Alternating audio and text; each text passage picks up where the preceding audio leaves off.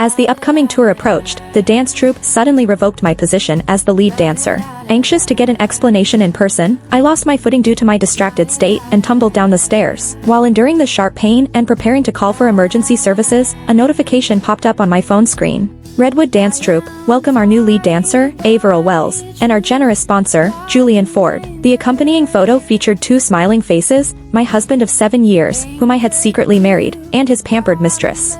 Julian had his arm wrapped around Averill's waist as he placed a gentle kiss on her cheek. Meanwhile, Averill clung to Julian's neck, her face radiating shyness and delight. I wiped the blood from the corner of my mouth and posted a photo of our marriage certificate in the comments section. Is your troupe's new production called the Union of Illegitimates? Before long, Julian called me. Victoria Dean, what stupid thing are you doing now? How many times do I have to tell you that Averill and I are just putting on a show? I sniffled. Julian, what gives you the right to take away my lead dancer role? There was a brief silence on the other end. Are you part of Redwood? After a pause, he added nonchalantly, Averill wanted the lead role in this tour as her birthday gift. I didn't realize that role was yours. Go online and clarify immediately. Tell everyone that the marriage certificate was doctored.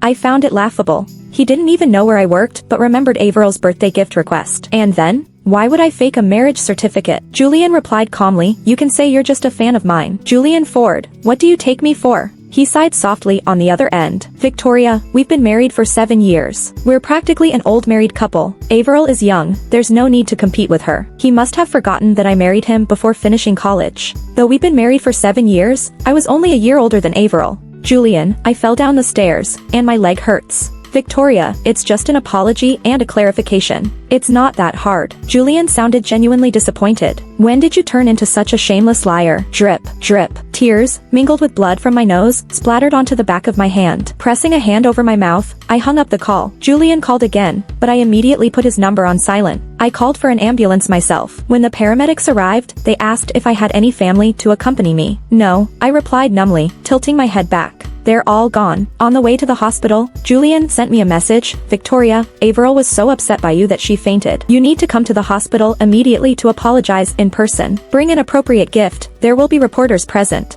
Don't worry about your reputation. This mess is your fault to begin with. My hands trembled as I typed a 2-word reply, keep dreaming. Then I turned off my phone, shutting myself away in solitude. While waiting in the hospital hallway for my x-ray results, I unexpectedly heard a familiar voice. Mr. Watson, I'm Victoria's boyfriend. If there's anything she needs moving forward, feel free to contact me directly. I looked up, locking eyes with Julian as he walked in. His steps faltered for a moment, his movements stiff, but he quickly acted as if he didn't recognize me. Continuing his conversation with Benjamin Watson, he passed me without a second glance. The faint citrus scent clinging to him twisted my stomach in knots. I almost bolted, but Julian turned back. He seemed to have rushed over, and when he noticed I was still there, a flicker of exasperation crossed his face. Victoria, have you thought it through? I told you to keep dreaming. I pushed past him, limping away in the opposite direction. I felt Julian's gaze linger on my injured leg for a moment, growing colder by the second. Victoria, are you really stooping to this kind of ploy just to avoid apologizing? I didn't want to respond. All I wanted was to get away from this hallway, thick with the scent of Averill's perfume. A large hand grabbed my shoulder, yanking me back. I stumbled, barely able to steady myself as a sharp pain shot through my leg. I couldn't hold back a cry of pain. Julian's brow furrowed in irritation, his tone laced with displeasure.